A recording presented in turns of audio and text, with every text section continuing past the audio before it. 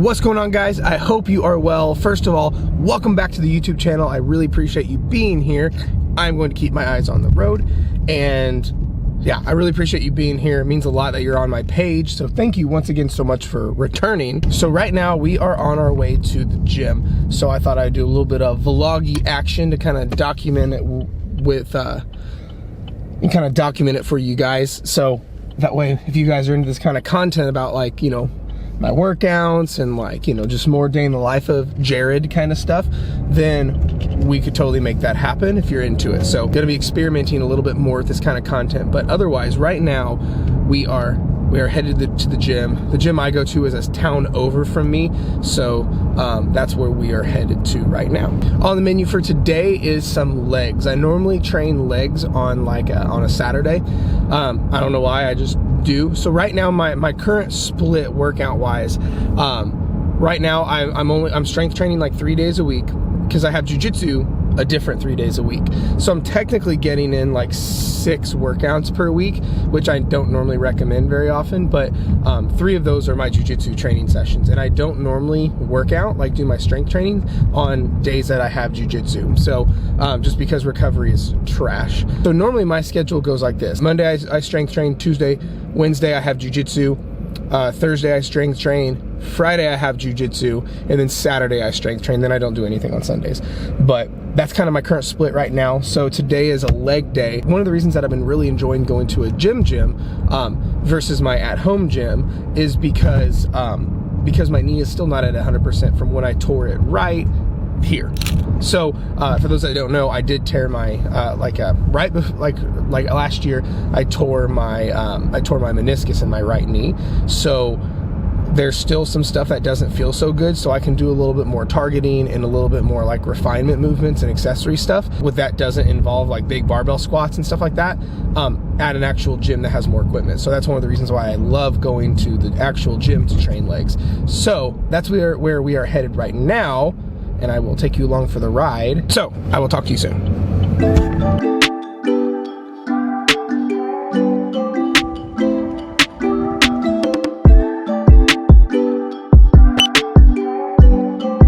Alright guys, what's up? We are back from the gym. I wanted to walk you through now the actual workout that I did, why I did it, the way I did it, all the details about it and that kind of thing. So let's get into all the details of the workout.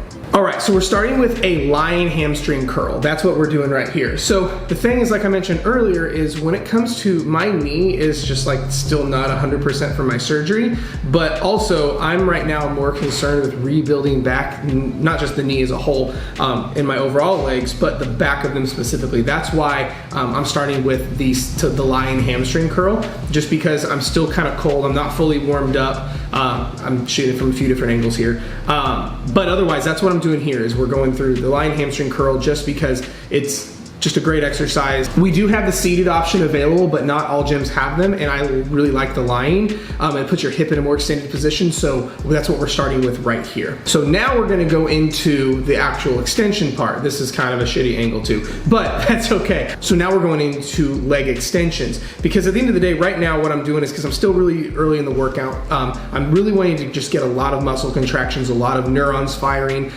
maybe even some heat in the knee, blood flowing into the knee. That's my dog. But otherwise, that's what we're doing here. Just because my knee needs a lot of loving to get really going, and I'm still not quite ready to throw a barbell on my back and whatnot. So that's what we're doing here, is I'm just really getting my quads to fire and getting my knees really warmed up and ready to go. So this is why one of my favorite things to do as far as like warm-ups, to use the actual exercise you're gonna be performing to rehearse the movement. So that's why if you can ever see one of the stacks on here, that as I'm doing these, they may be very light. So like I basically will titrate that up. So like the first set is really light. The next set I add some more weight. The next set I add some more weight. Then I reach like my top set where it is a little bit heavier. One thing to note on these is always make sure your knee is right in line with the pivot point of the machine. Anytime you're doing a hinge exercise, like a quad extension or a hamstring curl, like you can see my knee is directly in line with the screw that the machine pivots on itself. So these were actually feeling pretty good. Nothing was really hurting too much on these. So now we're going to one of my favorites, which is a hack squat. So my whole intention for doing the hack squat is, number one, is there's more stability right now because my knee, again, is still, we're not 100% yet. But also, what I'm going for here is to really load my knee with a lot of knee flexion. So it's a squat, right? But I have my feet a little bit lower on the platform. That way, when I'm at the bottom, when I have all the weight of the load on me, my knee is in a lot of flexion. Like my hamstring is almost touching my calf. And a lot of times this is where, you know, the knee may not feel the greatest. So this is what I'm working with. You know, here's a couple more angles. This way I can make sure my knee is still really strong under load when my knee is in a really, really flexed position. So that's what I'm doing here with the hack squat. And I love the hack squat. If your gym has a hack squat, you should absolutely use it. One of the big things with the hack squat is even if your feet are lower on a platform like mine is, you still want to be driving through your heel and the overall flat of your foot while your lower back is still pressed into the pad. You'll see on here, my lower back never rounds and comes off the pad. I'm actually thinking about driving through the plate my feet are on, and I'm trying to blow my low back out the back of that pad, so it's actually a connection point. But also you'll see I don't ever lock my knees out. I always keep a little bit of a bend in there. So this is actually a really good angle for all of this. And everything's nice, slow, and controlled. You can see I'm not using a whole lot of weight because form is first, weight is second. But otherwise my knee is feeling pretty good with those. Now to finish it off is we're doing some calf work, and I am really liking the way my calves are looking in these. If you do calf exercises right, guys, you're not gonna use a whole lot of weight. Like you'll see really big guys, and he's walking right in front of my camera. I'm actually not using that much weight, but you can see there's no bouncing, no exploding. Every inch of that range of motion is controlled, and it's feeling pretty good, honestly. So I don't usually do a ton of work for my calves, but I like to show a little bit of love on them towards the end of a workout. They're not like my big high priority. Okay, now that was the end of my leg workout. I normally don't have to do a whole lot to my legs to make them, you know, feel a whole lot, but also I have to really gauge how I feel the next day with my knee. So, but because I am a true meathead, you're gonna see some arm and shoulder stuff because I finished my leg workout. My leg workouts normally don't take very long. So what I'm doing here is just because I wanted to, I'm throwing in a little bit of shoulder and arm pump work. You'll see I'll do 3 exercises. I'm doing some lateral raises on an incline bench because it helps the range of motion. You can see that right here. Then I'll do some curls and extensions as well. But like I said, I finished my leg workout and I just wanted to do some arm and shoulder work just because, yeah, my recovery is fine, and just a little bit more extra pump work because I am a true meathead. But otherwise, I really like this angle because you just get more of a range, and it feels really good on the shoulder, and it keeps the traps out of it more than a normal lateral raise. Because what you're seeing is basically my shoulder blades are staying pretty stable, but I'm basically going and making a Y motion. Because on a normal lateral raise, you're pretty well capped right here, but this is the equivalent of taking it all the way back here. But because of the angle that I'm at, ideally I would have liked a little bit higher of an angle, but I don't think this bench has that setting. But otherwise, these were feeling pretty good. I'm nursing a shoulder injury as well.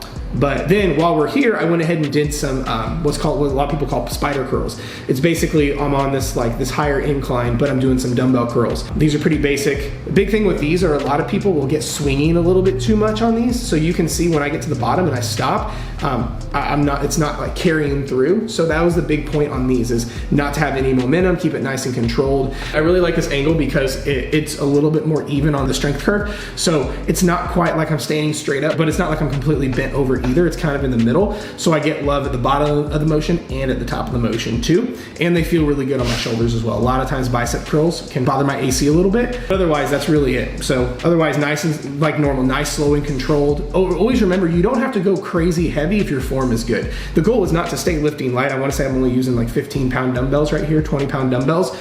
Just because for me to hit the rep ranges I was wanting to hit, I didn't have to go really crazy heavy. Now we're moving over to some tricep work. Because like I said, after the leg workout, all I'm doing is a little bit of shoulders, bis, and tris, just because I'm a meathead at heart and I like doing a little bit of what one would call pump work.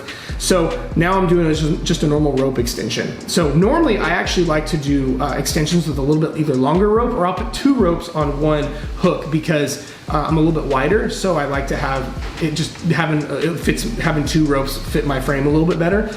I'm gonna move to a better angle here in a second. But otherwise, even just with these, I'm nice and slow, nice and controlled. My elbows aren't moving a whole lot. They're not like swinging forward and back and stuff. But otherwise, this was feeling okay. Again, not using a ton of weight. I'm just going for a little bit of fatigue, a little bit of blood flow. And this is a really bad angle. I'll probably just take this out. I left this part in a little bit here. So notice I took a step back. right? I wasn't right up on it because a lot of times it works, you're almost too close when you're right up on it. Because if you look, I moved back, I hinged at my hips a little bit more, and I'd suggest you do the same kind of thing. Again, it's gonna give you more range of motion, it's gonna feel a little bit better on your joints and things like that. But again, my elbows aren't swinging too far back and forth, we're staying pretty slow, pretty controlled, and overall this felt pretty good. And that is it for the workout. I will see you in just a second.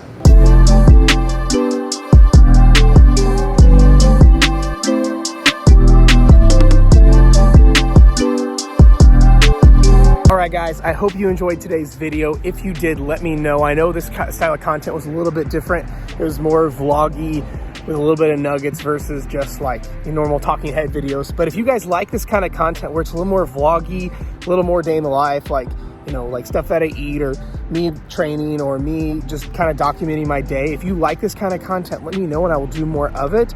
But otherwise, be sure and subscribe if you haven't already to the channel because I got some really cool stuff coming for you. If you haven't checked out all the free stuff that I have in the description, you should go check that out too. Otherwise, I will talk to you guys next time.